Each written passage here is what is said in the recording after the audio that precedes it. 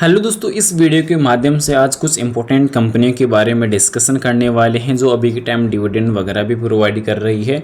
साथ ही साथ अभी इनके कईयों की जो अभी ट्रेडिंग वगैरह सस्पेंड भी चल रही है। साथ ही साथ इनके अभी रिसेंटली कुछ नंबर्स देखने को मिले कंपनियों की, तो उनका अब कल नंबर्स के दम पर कल कैसा रिएक्शन मार्केट पर देखने को नजर आएगा।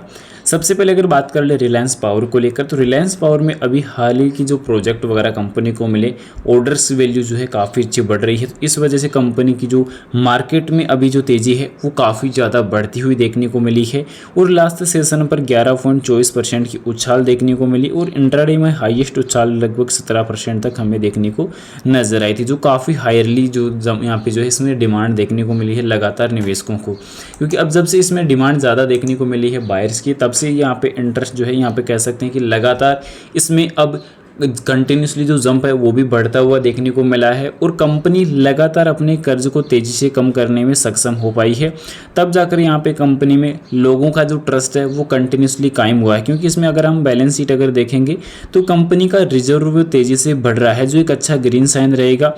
इसके अलावा अगर देखेंगे कंपनी के कर्ज को, तो कंपनी का जो कर्ज मार्च 2023 तक 21,236 करोड़ था, कंपनी ने उसको तेजी से कंट्रोल में करने की कोशिश की और वो कंट्रोल में रहा भी, जो 18,766 करोड़ हुआ और मार्च 2025 तक आते आते 15,153 करोड़ तक कंपनी का जो कर्ज था वो आता हुआ नजर आया। यानी कि कंपनी लगातार अपने खर्चे को कंट्रोल कर रही है, अपने कर्ज को कंट्रोल में ला रही है। और अगर ये चीज़ अगर कोई भी कंपनी अगर करती है तो वो कंपनी के भविष्य के लिए, आने वाले टाइम के लिए एक अच्छा ग्रीन साइन देखने को मिलता है और इस वजह से कंपनी की जो ग्रोथ है वो काफ़ी ज़्यादा मैंडेटरी हो जाती है, कंपलसरी हो जाती है। क्योंकि कंपनी की जिस प्रकार नंबर्स की भी अगर बात करेंगे तो कंपनी ने जो रिसेंटली नंबर्स अपने पेश किए उसमें 126 करोड़ का प्रॉफिट हमें देखने को मिला।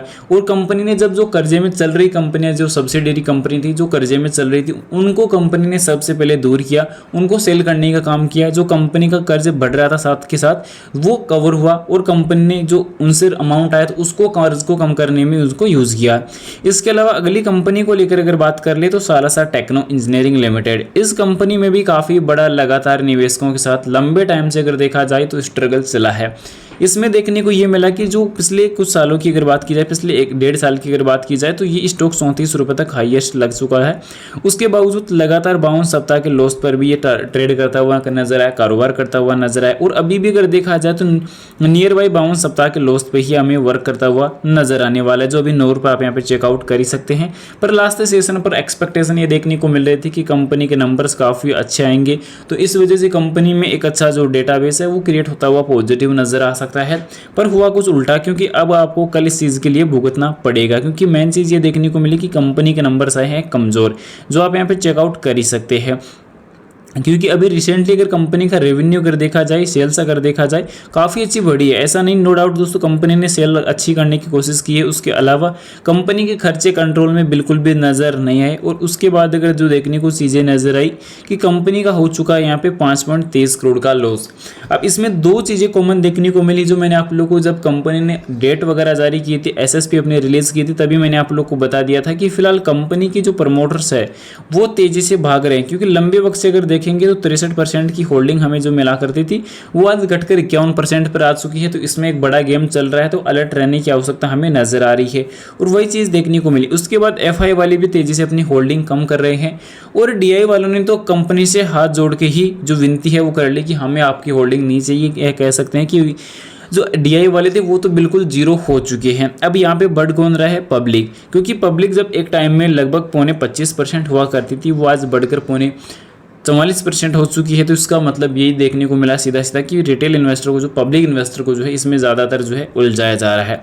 अगली कंपनी आती है जियो फाइनेंशियल सर्विसेज लिमिटेड। जियो फाइनेंशियल सर्विसेज की अभी के टाइम जो ग्रोथ है वो मार्केट में काफ़ी हाई देखने को मिल रही है और कंपनी आने वाले भविष्य को एक बड़े नींव की तरह लेकर चल रही है, बड़े भविष्य को साथ में लेकर चल रही है। क्योंकि भले ही लास्ट सेशन पर हमें गिरावट क्यों ना देखने को मिली, पर अभी कंपनी को रिसेंटली म्यूचुअल फंड की जो है अप्रूवल ऑलरेडी मिल चुकी है। कंपनी ने म्यूचुअल फंड अपने ब्लैक रॉक के साथ स्टार्ट कर दिया है, जिसकी अप्रूवल की जो रिक्वायरमेंट थी वो सेबी से थी और सेबी ने भी वो अप्रूवल कंपनी को दे दिया है। क्योंकि कंपनी पहले NBFC सेक्टर में अभी कंपनी कार्य कर रही है, जिसमें जियो फाइनेंस एंड बजाज फाइनेंस जैसी कंपनियां अभी के टाइम कॉम्पिटिटर बनी हुई है और लगातार एक अच्छी ग्रोथ के लिए काफ़ी तेज़ी से जो है मार्केट में वर्क करती हुई नजर आ रही है। क्योंकि जियो फाइनेंशियल की भी अगर बात की जाए तो लास्ट पिछले 5 सेशन की अगर बात कर ले तो यहाँ पे कंपनी ने एक अच्छा जंप देखने को मिला था, जो 295 रुपये तक। लास्ट एक मंथ की अगर बात कर ले तो लास्ट एक मंथ के अंदर 10.5% से अधिक का उछाल आपको नजर आएगा। 6 मंथ की अगर बात की जाए तो यहाँ पे कंपनी के अंदर एक बार फिर से बड़ा करेक्शन देखने को मिला है। बाकी लास्ट 1 ईयर के अंदर देखा जाए तो वहाँ पर भी करेक्शन देखने को मिलेगा, पर यह करेक्शन आने वाले टाइम में कुछ वापस रिकवर होता हुआ जल्द हमें नजर आएगा, क्योंकि कंपनी अपने सेगमेंट में नंबर 1 बनी हुई है। दूसरी चीज़, कंपनी के नंबर्स भी लास्ट टाइम हमें काफ़ी बेहतरीन देखने को मिली। कंपनी लगातार अपने बिजनेस को नए सिरे से नए तरीके से वर्क करती हुई नजर आती है। तब कंपनी लगातार अपने वर्क जो कंपनी के अपने लगातार जो वर्क है वो काफ़ी ज़्यादा सक्षम हो पा रहा है, और कंपनी की ये चीज़ें जो है काफ़ी ज़्यादा मैंडेटरी भी देखने को मिल रही है, क्योंकि निवेशकों का जो ट्रस्ट है वो काफ़ी बड़ा इसमें बना हुआ है। पर अभी ये 200 दिन के मूविंग एवरेज से भी 20 दिन के मूविंग एवरेज से भी नीचे कारोबार कर रहा है, तो अपॉर्चुनिटी काफ़ी अच्छी साबित हो सकती है। पर पिछले 3 सेशन के अंदर वॉल्यूम में काफ़ी भारी गिरावट देखने को मिली है। इसके पीछे का रीजन था कि कंपनी ओवरबॉट जोन पे वर्क करती हुई नजर आई थी, जो ओवरबॉट जोन यहाँ पे घोषित हो ही चुका था, जो आप यहाँ पे चेकआउट कर ही सकते हैं। क्योंकि जब ओवरबॉट जोन घोषित हो जाता है तो मार्केट में लगातार निवेशकों को ये मालूम हो जाता है कि इसमें लिमिट से अधिक जो है अभी बाइंग हो चुकी है, तो अब जो है टाइम हो चुका है अपनी लैंग्वेज चेंज करने का। तो वो वाली सिचुएशन यहाँ पे क्रिटिकल हो जाती है। पर अभी एक्सपर्ट की राय अगर देखी जाए तो यहाँ पे 2 एक्सपर्ट ने अपनी राय सजेस्ट कर रही है। बाकी यहाँ पे अगर बात कर ली जाए कंपनी की 20 दिन के मूविंग एवरेज के ऊपर, तो 10 दिन और 20 दिन के मूविंग एवरेज के भी नीचे ये कारोबार कर रहा है। पर आने वाले टाइम में जल्दी ही वापस जो है ये हाईलाइटेड होती हुई नजर आने वाली कंपनी रहेगी, क्योंकि अभी moving average, technical indicator, moving average, crossover, तीनों के तीनों इंडिकेटर अभी के टाइम काफ़ी अच्छा ग्रीन साइन देते हुए नजर आ रहे हैं। लास्ट सेशन की वॉल्यूम 2 करोड़ NSE BSE पर नजर आई थी, जिसकी डिलीवरी हमें देखने को मिली थी 60%। तो आने वाला भविष्य कंपनी का और भी बेहतरीन रहेगा।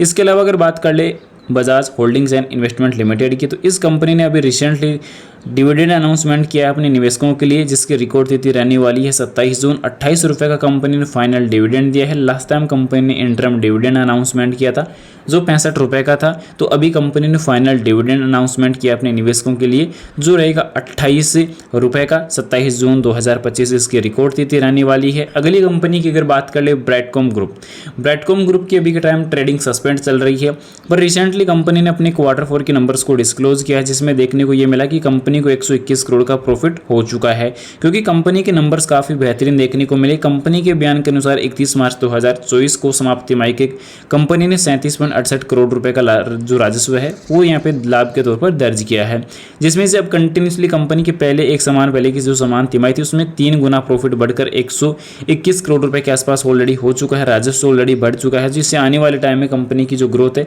वो और भी काफ़ी बेहतरीन हमें देखने को मिलने वाली है। क्योंकि कंपनी अभी के टाइम ट्रेडिंग सस्पेंड चल रही है कंपनी के कम्युनिटी गाइडलाइन के चलते, क्योंकि कंपनी ने अपने जो नंबर थे वो टाइमली जो है डिस्क्लोज नहीं किए थे। क्योंकि कंपनी का जो रिसेंटली Q4 का नंबर देखने को मिला है 987 करोड़ का कंपनी का सेल हुआ, उसके अंदर 731 करोड़ की खर्च देखने को मिली, प्रॉफिट जो देखने को मिला 121 करोड़ का, जो काफ़ी बेहतरीन रहने वाला है। फिलहाल बता दूं बाई सेल के लिए कोई भी रिकमेंडेशन सजेशन नहीं रहने वाली, जानकारी ओनली एजुकेशन पर्पज़ के लिए रहेगी। इन्वेस्टमेंट करने से पहले अपनी फाइनेंशियल एडवाइजर की सलाह जरूर ले या खुद की रिसर्च जरूर से कर ले। वीडियो पसंद आए तो लाइक और चैनल को सब्सक्राइब जरूर से कर देना। मिलते हैं नेक्स्ट अमेजिंग वीडियो के साथ। Thanks for watching this my video. जय हिंद, जय भारत, वंदे